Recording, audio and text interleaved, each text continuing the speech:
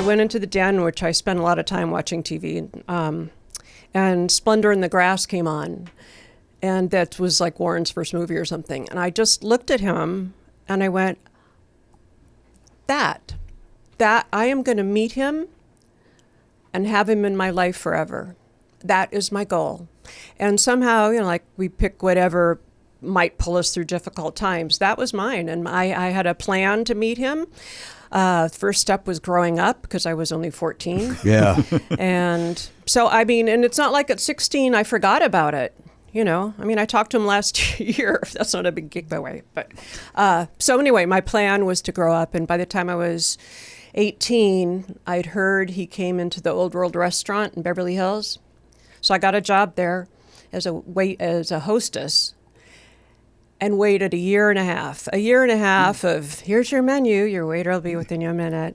And then he eventually came in. He comes in, you're 18 years old. Do you tell him about your plan? How do you strike up the conversation for him to then be, as you say, part of your life forever? How does that happen?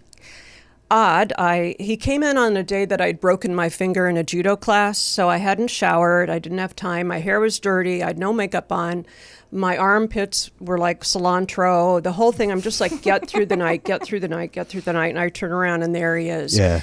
And I said, and I just like turn around, maybe, Mitch will handle it. But I bring him a menu and I'm as bland as possible, and I walk away and he goes, Miss, and I'm, yes. And he said, what's your name? I said, Nikki.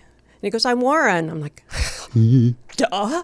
And that was it. Then I'm like, oh my God, that was what this whole 5 years was working towards? I come back up, he's gone. So then I have to decide whether I'm going to keep working there. Was that a one-off? Do I have to, start stalking him, which I wasn't a stalker yet. So 2 weeks later, a big group comes in and he's the last one of this big group. And so I'm like, oh my God. And I'm walking by and he goes, Nikki. Yes, because I still have my finger in a splint. He goes, how's the finger? And I said, well, it's going good. How's your meal? And he said, it's good. I said, okay. And I left. And so I'm up at the front desk and everyone going on. And he uses his sexy voice and said, so what are you doing later? And I said, well, I'm having drinks with Steve and Mitch. They work here. And he goes, where are you going? And the luau, it's just around the corner. And he goes, oh, okay. So he leaves. I'm at the luau. I have my wine in front of Mitch because I'm not old enough to drink. And I keep thinking the bartender's catching me. Mm-hmm. All of a sudden he comes, are you Nikki? I said, yeah. And he hands me the phone. Hello? Hi. Do you want to come over? Okay. And so then I just went over to his hotel room. And that's when I told him my plan, my 3-step plan. Yes. And he said, I'm in. He did. Very accommodating. Yeah, that's unbelievable. Yeah. That's craziness. I didn't sleep with Samantha Fox. Yeah. Right? It's not too late. My wife would say not a great it's idea. Too late. It's too late. It's too late. But you know what? Naughty girls need love too. We know That's true.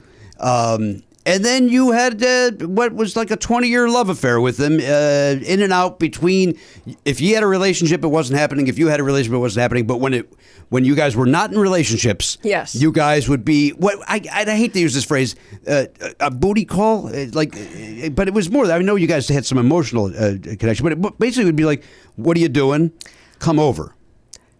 Yeah, and it wasn't even like a love story. It was more one-sided. I did most of the calling, and he did most of the answering, but he always knew who it was.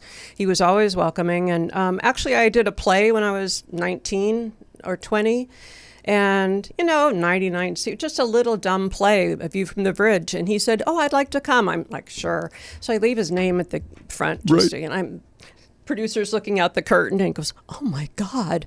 Warren Beatty's out there. So he actually came to this play that I was in. I mean, he was very nice. He always answered my calls. And yeah, when we were both free, if I was bored, I'd call him. If I wasn't, I didn't. As I say, I did most of the calling. Yeah.